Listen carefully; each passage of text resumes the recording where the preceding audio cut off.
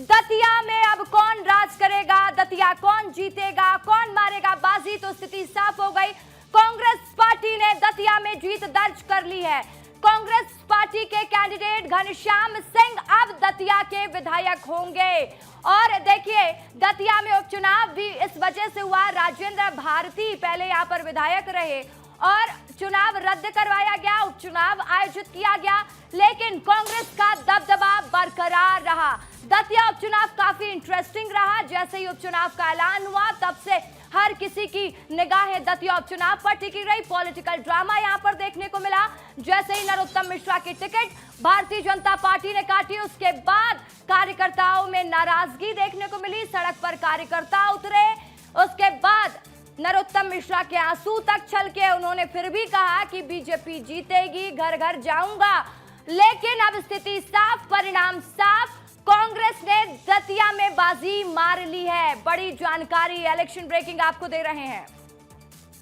बड़ी खबर बता रहे हैं अनिल, हमारे सहयोगी, पल पल की अपडेट हम तक दतिया से पहुंचाते रहे। अनिल ने बहुत करीब से दतिया उपचुनाव को देखा है। चलिए अनिल का एक बार फिर से रुख करती हूं। अनिल, आपने दतिया उपचुनाव की हर तस्वीरें विस्तार न्यूज के दर्शकों तक पहुंच सके, इसका खास ख्याल रखा, हर वो अपडेट दिखाया दर्शकों को जो दतिया में हो रहा था। लेकिन अब दतिया का चुनाव संपन्न हो चुका, नतीजे आ चुके, विधायक कौन होगा ये स्थिति साफ हो गई कि घनश्याम सिंह अब अगले विधायक दतिया के होंगे। लेकिन आपने इस चुनाव में क्या देखा अनिल, कुछ बारीकियां बताइएगा, दर्शकों को कुछ और जानकारी दीजिएगा अनिल।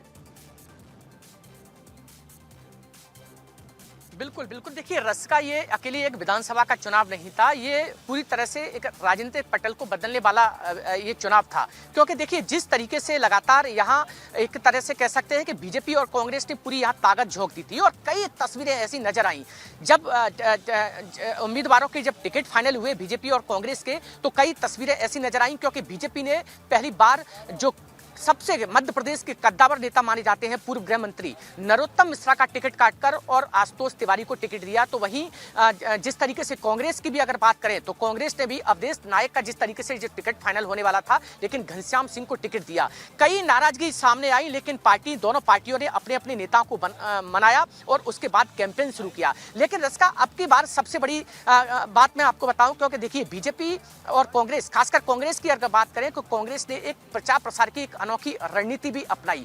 क्योंकि जिस तरीके से अब की बार ये प्रचार इस उपचुनाव में देखा गया है कि बड़ी बड़ी आम सभाएं नहीं हुई, बड़ी बड़ी आम सभाओं की बजाय यहां campaign, door to door campaign किया गया, गांव-गांव गए और लोगों से मुलाकात की। इसके साथ ही मध्य प्रदेश के तमाम बड़े नेता, इसके साथ ही ग्वालियर चंबल अंचल के तमाम बड़े नेता कांग्रेस के यहां पर लगातार गांव में रुके और गांव में ही डेरा डाला उन्होंने। ये एक बड़ी रणनीति कांग्रेस की थी और खासकर युवाओं की फौज थी अब की बार कांग्रेस के पास। युवाओं के नेता, युवा नेता कांग्रेस के पास तमाम थे और यही वजह है कि उस रणनीति के तहत कांग्रेस ने फतेह हासिल की है। हालांकि बीजेपी की अगर बात करें तो बीजेपी ने कोई कोर कसर नहीं छोड़ी कैंपेन में। तमाम मध्य प्रदेश के मुख्यमंत्री से लेकर मध्य प्रदेश के तमाम जैसे 25 से अधिक मंत्री यहां पर डेरा डाले रहे, कैंपेन किया। लेकिन देखिए जिस तरीके से लगातार ये भी कहा जा रहा है कि कहीं ना कहीं जो क्षेत्रीय संगठन है नरोत्तम मिश्रा के टिकट कटने के बाद लगातार नाराज था। हालांकि नरोत्तम